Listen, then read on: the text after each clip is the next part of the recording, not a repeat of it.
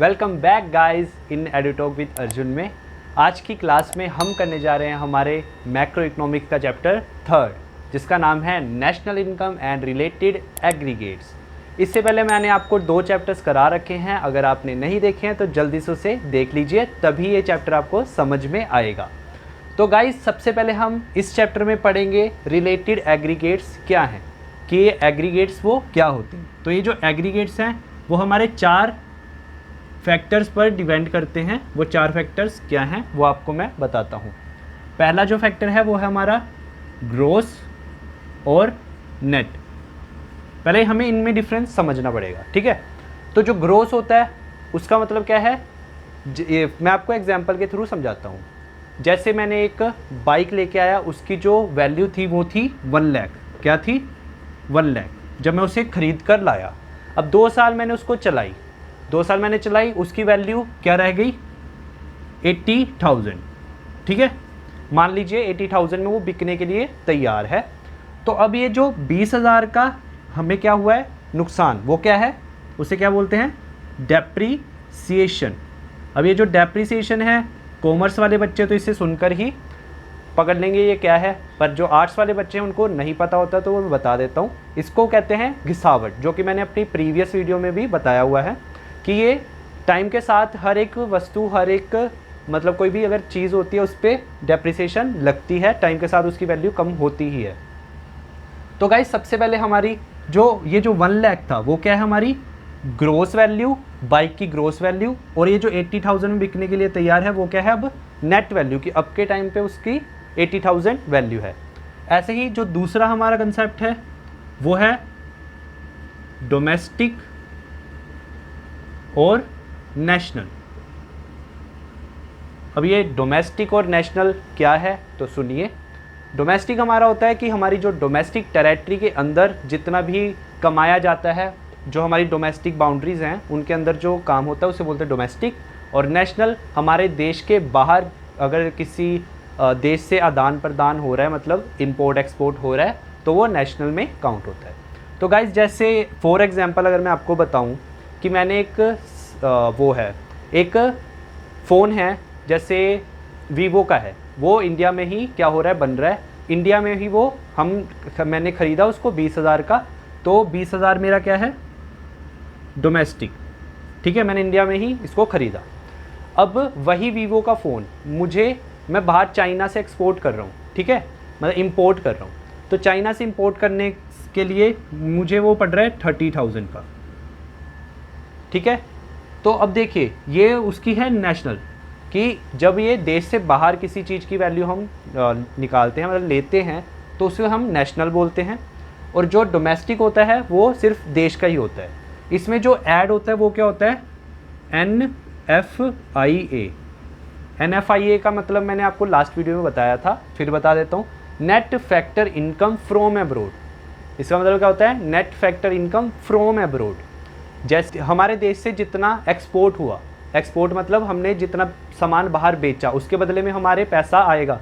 जैसे मैंने मान लिया कि मैंने 8 करोड़ का सामान बेचा बाहर, ठीक है, बाहर के देश में 8 करोड़ का सामान बेचा, और मैंने ख़रीदा 4 करोड़ का। कितने का? 4 करोड़ का। अब मेरा जो NFIA आएगा, NFIA वो कितना आएगा? 4 करोड़। कैसे? 8 करोड़ में से मैं माइनस कर दूंगा 4 करोड़, तो मेरा क्या आ जाएगा? NFIA 4 करोड़, ठीक है। तो ये हमारा NFIA से रिलेट होता है डोमेस्टिक और नेशनल। अब गाइस तीसरा जो हमारा फैक्टर है वो है, तीसरा जो फैक्टर होता है वो होता है प्रोडक्ट, ठीक है। इसमें ज़्यादा कुछ इसको जानने की ज़रूरत नहीं। प्रोडक्ट मतलब जो प्रोडक्ट होता है कोई भी, वो उसे ही बोलते हैं। और जो हमारा फोर्थ है वो है फैक्टर कॉस्ट और मार्केट प्राइस।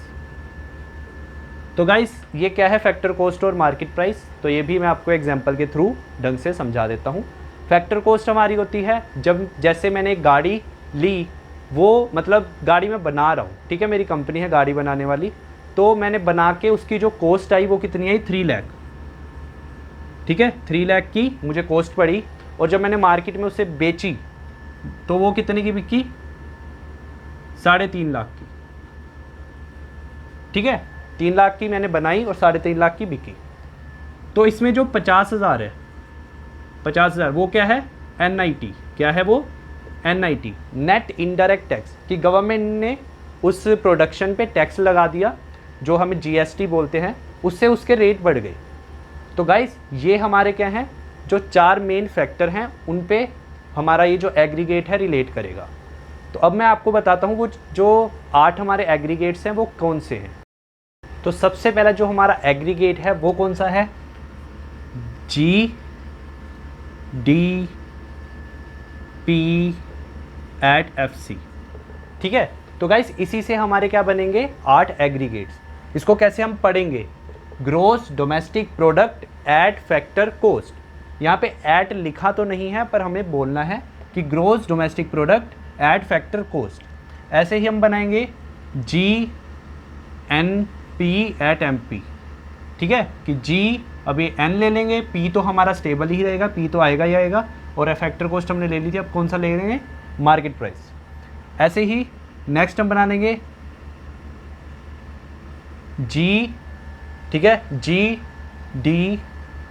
GDP@FC हो गया ना। अब GDP@MP, ठीक है, GDP@MP बना लेंगे, और फिर बना लेंगे GNP@FC, कि हमारे ग्रोथ से क्या बनेंगे, 4।